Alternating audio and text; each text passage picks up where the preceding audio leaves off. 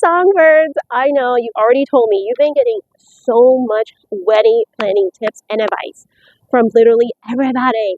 But here are some wedding planning tips from your wedding content creator. We are going to be talking about creating experiences at your wedding. Now, what does that mean, right? So, creating experiences, it's having different things at your wedding for different personalities. During the time after the speeches, after we've all eaten, there's like experiences, there's stuff to do, right? To celebrate. And most people celebrate with a dance floor. They have a dance floor and everyone comes out and they dance. But I've been creating at some weddings, and you know what? What makes me so sad is seeing people get up and walk out as soon as it's time to hit the dance floor. And I've actually interviewed some people and asked them, why did they do that? Now, it's a little different for our officiants. They feel like once everybody starts getting their boogie on, they are ready to peace out. They don't want to see any of that. And I'm like, really? Like, it's celebration. No one's like going too wild. But they're just like, no, thank you. They just don't want to be there for that part. So they peace out. Deuces.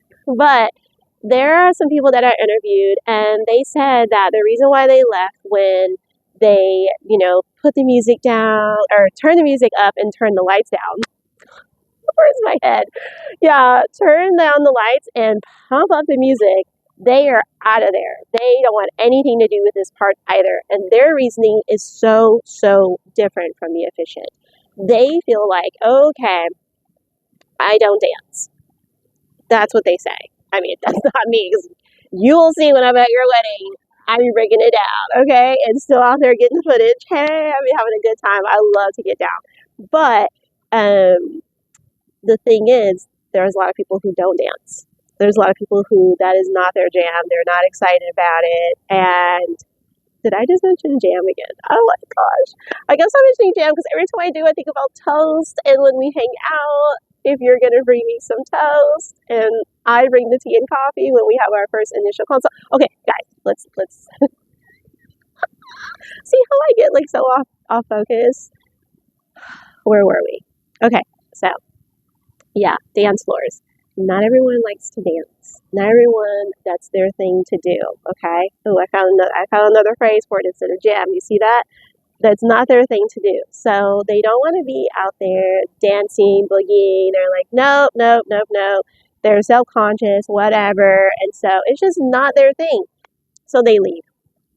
Another reason why some people leave is because it's not the type of music that they listen to. So then they're not interested in dancing for that reason. So it's another reason why they're just kind of like, yeah, I know the bride and the groom. I really know what they're into. And they're already starting to pump up, their songs, and I almost said jams. And so they're just like, well, it's time for me to go. And they leave. And it breaks my heart. It makes me so sad. So we're talking about creating experiences for people who that is not what they want to do, is be on the dance floor. But those of us that love dancing, do not take this out of your wedding just because I'm giving you some other tips and tricks and advice here, okay? You can add these things too. And those of you who don't want to dance floor, you do your thing. But this is going to help you in creating experiences outside of the dance floor, okay? Because I love the dance floor. I don't want to see that gone. I don't want to see that leave, okay? I never ever want to not go to a wedding and not see a dance floor, because I would be very sad. I'll be very sad. But it's your wedding. Do what you want. Do your thing. It's your wedding. So, okay. So, now, what is something else you could do that's a little different that will get other people into wanting to participate in celebrating you that day or that night? Something that I've seen, I thought it was so cute, is life-size games. So those life-size games like Jenga and checkers. We have it for our game nights with our friends. It's so much fun. And we also been doing it with our church Bible study group, our young professionals group. Oh my gosh, it's so much fun having these huge games. And we even did it at our wedding anniversary, where we incorporated it into this other big game that we were playing. It was like a twist on The Traitors, if you've ever seen that show. Okay, anyways, we don't need it all into my wedding anniversary. But we just celebrated our 5 year and it was so exciting. But yeah, you could do life-size games like Jenga, checkers. There's lots of them out there. We saw them a lot at like the swimming pools. It became like a big trend for like the last like, I don't know, 5, 6, 7 years, where you see them at the swimming pools in Vegas, like at the big pool parties. They would have games for people to play because not everybody wanted to dance, which is really weird. But there was still a bunch of us dancing in the water, out of the water, all over. But then there were people who that was not their thing. So they could play like Jenga or checkers and have like little competitions with it, which is really, really cool. And we like a little bit of both. So for me and my husband, we're just like, yay, we're glad that we like playing games, but then we also really enjoy dancing. So we were just running around at the pool party doing like both, right? So now people are incorporating this into their weddings. Instead of just having a dance floor, they're also having life-size games. And then I've also seen hacky sack at a wedding. Oh my gosh, how much fun! You know the guys really, really like hacky sack, but you can also get the girls into it sometime, which is really cool. Sometimes these games are only at the pre-reception, so like at the cocktail hour, you'll see these games, and then people aren't playing them as much once the wedding gets started, and then once the people go on the dance floor. But then I have seen some people that are like, no, I don't really want to dance, so then they'll go and they'll play like the life-size games, which is really cool. Now, this is something else I've been seeing, and that is the photo booth. The photo booth is something that I think sometimes bride and grooms will think about, but then sometimes they don't think about because they're like, why do we need that when we have a professional videographer, a professional photographer that can just take pictures of everybody, and then everyone has a cell phone. So why would we have a photo booth? Well, what's fun about the photo booth is that it's got like, the fake little mustache on the like little stick, and you can like hold it. It's got the little hat, something you see like at New Year's Eve parties, the little like fake top hats and the little crowns and stuff.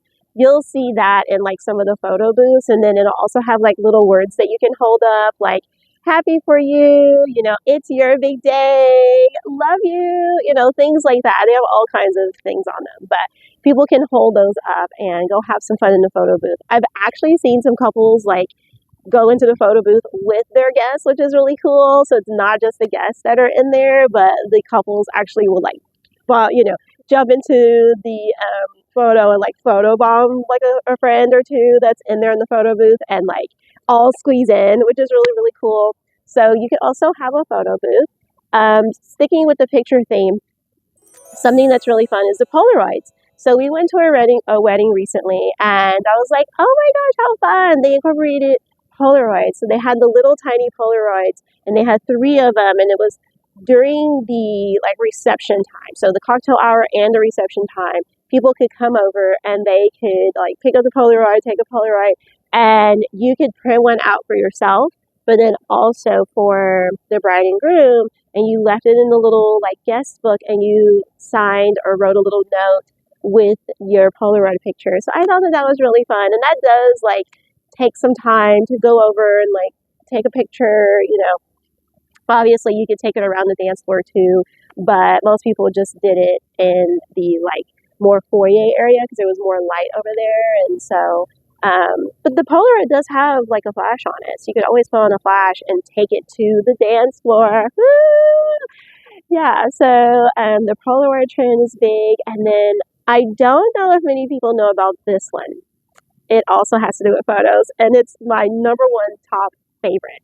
There's these tiny, tiny printers. They're super tiny, and they print out 3x5 and 4x6 photos. Okay, and it's real pictures. It's not a Polaroid size. It's real pictures, you guys. I love these little tassel things. They're so fun.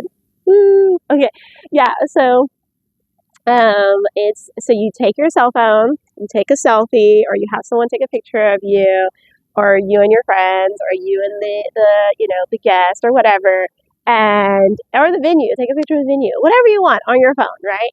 And then you sit down, or you can be standing. I don't know why I said sit down.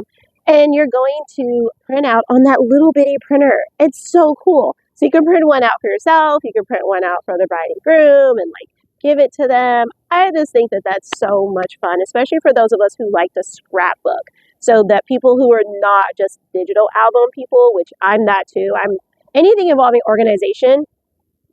I'm all about it. I am all about it. So Yeah. So there's that, and you can put those at every table. So each and every table, depending on your wedding budget, obviously, you can put a printer at every table, and then that way, so say if you had like 10 tables, that way if people are sitting there and they're like taking pictures, they can go and literally it's so easy to follow the instructions. You'll leave the instructions on the table right next to the printer, and then they can print out pictures for you. And I think that that's a really good one. If I was to incorporate something new in my wedding, that's what I would have did 5 years ago. I would have had that. I would have had that photo printer because that photo printer is like the bomb, you guys. I don't know if you've seen it. Comment below if you've seen those because I don't know if a lot of people have seen those yet at the weddings specifically, or if you even own one. I don't know that many people that own one at all. So this is a really, really good wedding trend. I got one for my birthday. All right, so let's see. What else could you do? You guys help me think out there. I want to hear some of your creative experiences. What else could you do that could be creative and create an experience at your wedding? Maybe like a fondue area where people go and they can like take different fruits like strawberries or bananas and they can make like their own like fondue fruit. That's different, right? That's something that people could do. So something that we did at our wedding, I know I love sharing some tips and tricks that came from my wedding, but guys, it was beautiful. It was amazing. It was perfect. I loved it. It was awesome. Okay. There were some things that went awry, we were going to be talking about some of those things too, because I like to keep it real over here. But this is something that I thought was amazing at our wedding. So I am a professional dancer. I have my Bachelor of Arts in dance, and I love making up choreography. Like, choreography is like my jam. I love freestyle dance. I love all type of dance. So from like hip hop to, like I said, freestyle, belly dance, Latin dance, ballroom dancing, ballet, and contemporary dance. I like it all. I do it all. I've been trained in it all, and I love it all. And I can freestyle in pretty much all of those, especially belly dancing, hip hop, and Latin. I don't have to be with like the best partner in the world to do like Latin dancing. I can do like solo dancing too. So when it comes to dancing at our wedding, instead of just having like the open dance floor for everyone, my husband and I, on our grand entrance, we had choreographed a dance. And I know a lot of people are doing that. I know. But ours was really, really special. And it's something that you could think about for your wedding too. Having like a choreographer come in and teach you some dance moves, and you guys have that first dance together be, a choreographed dance rather than just the swaying back and forth. Like, that's what we see so much. Like, people just do that because they don't know what else to do. And it's like, okay, if you are going to do that, I suggest that you only have it for about 30 seconds to a minute. Don't do that for a 5-minute song. Just don't do that. You want everyone's eyes to continue to stay on you. And as a content creator, I can tell you, I've seen people's eyes like wander all over the place when people do that as a grand entrance, where they're just swaying back and forth, holding each other. You guys have seen it. You know what I'm talking about. And it lasts for like 5 minutes. Like, don't do that. 30 seconds to a minute. That's enough for your grand entrance if that's all you're going to do. But it's a choreographed dancing is your thing, like it was with us. You could give your guest a creative experience in having them be entertained. Like, entertainment is also a creative experience. And we did not stop there for our wedding. We also had a dance battle between the bridesmaids and the groomsmen, and also the bride and the groom. So we had like these dance battles going on. And I know y'all want to see some of this stuff. I know y'all want to see it. So make sure that you're in the playlist that says Best Wedding in Vegas Ever. That's my playlist that has all the Vegas wedding shenanigans that happened on that day. So you would definitely get to see like the grand entrance dance. You'll get to see the dance battle. Now the music is going to be a little different because obviously, we're filming on this platform. We're uploading on this platform.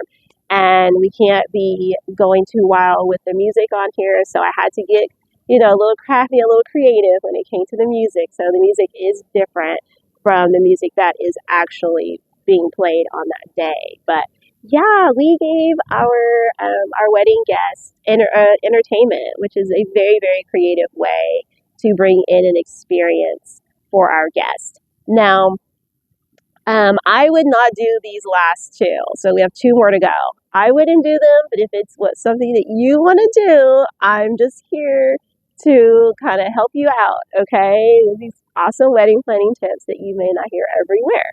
And that is, gosh, should I share this? Should I share this? Let me think about this. Let me think about this.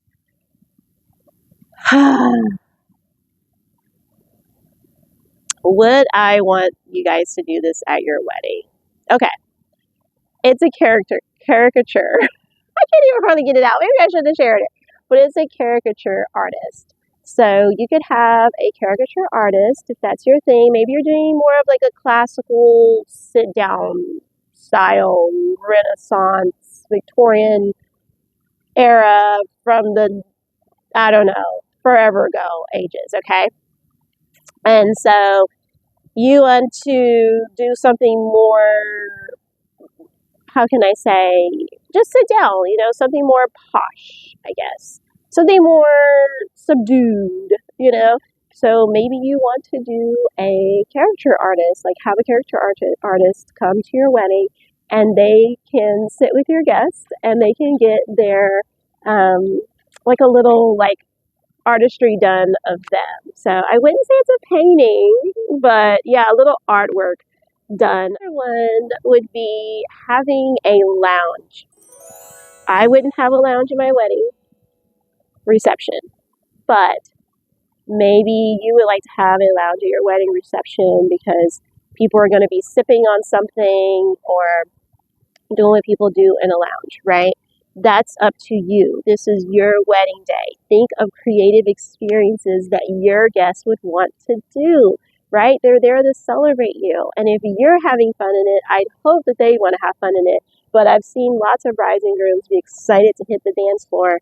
And not everybody is that excited to go. Thankfully, their bridal party is, and then the majority of their guests are coming out. But like I said, I have seen some people leave right after, like, they eat good food and they hear the speeches and they're just out of there. They don't even care about the dessert or cake or anything. So, or the bouquet toss or whatever. So yeah, I would definitely say that if you want to have a lounge, have a lounge. This is why I don't think you should have a lounge, okay? If you have a lounge, Uncle Bill. Uncle Bill likes to drink a little bit too much, and he is going to sit there the whole night yapping, being too loud, out there holding his drink at the lounge and sitting in those comfy chairs. He's not going to want to get up. So I wouldn't even pay to even have those comfy chairs delivered. It costs money for those rental chairs and those rental sofas and couches and the nice little table that goes with it for him to put his drink on. I would not waste the money in that area. That's just me.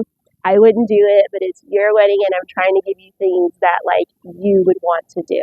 Now, I haven't seen this creative experience at any wedding yet, so this is a bonus, and I just think that it would be so cool if someone did this. All right. I know some people who are very nerdy. I'm not going to say who. I'm not going to put anybody on blast and say who it is that I know that's extremely nerdy nerd people. And nerdy nerd people really like video games. They spend hours upon hours playing video games. They love video games so much. Why don't you have a video game like competition at your wedding reception? Just have a little area where there's like a couple of TVs. You've got the controllers, and people who do like that kind of thing, who don't dance, they can come over and they can play some video games. You see, nobody's thought about this. I have not seen this at a wedding. I've been to lots of weddings as your wedding content creator, and I have not seen this yet. And so I think why not have like a cute little setup? I probably wouldn't have like chairs in there. I would just have it where you can stand and play. So, and I've seen this at a lot of conventions, working a lot of conventions where they have you like standing up to play. Some of them will have the seats, but then they don't really want that because then somebody from the staff has to come over and be like, hey, you've played for, 5 hours, we're only here for 8. We want some more other people to get to play. So that's at the convention. But you don't want someone your entire wedding reception for 4 hours taking up the whole game and not letting anyone else play. So if you have seats, it's going to make people feel more like invited to want to stay the whole 4 hours. And trust me, you don't want that. So I would just have the TV set up. I'd have the controllers, and people can come out and play some games at the reception. So yeah, so these are some creative experiences for your wedding reception that you can do, that some of them you may have heard of, some of you may not have heard of. I want to hear what you guys think. Did you like some of my advice and tips in this area? Would you incorporate some of this into your wedding if you're one of my little lovebirds, my bride and groom that's about to get married soon or in the near future? Or if you've already had a wedding, would you even incorporate these? Like if you would have been able to like go back and add something to your reception. I told you guys the one that I would add that I just barely got this year. So I would actually add that. I think that it's amazing. So I will see y'all in the next one. Bye.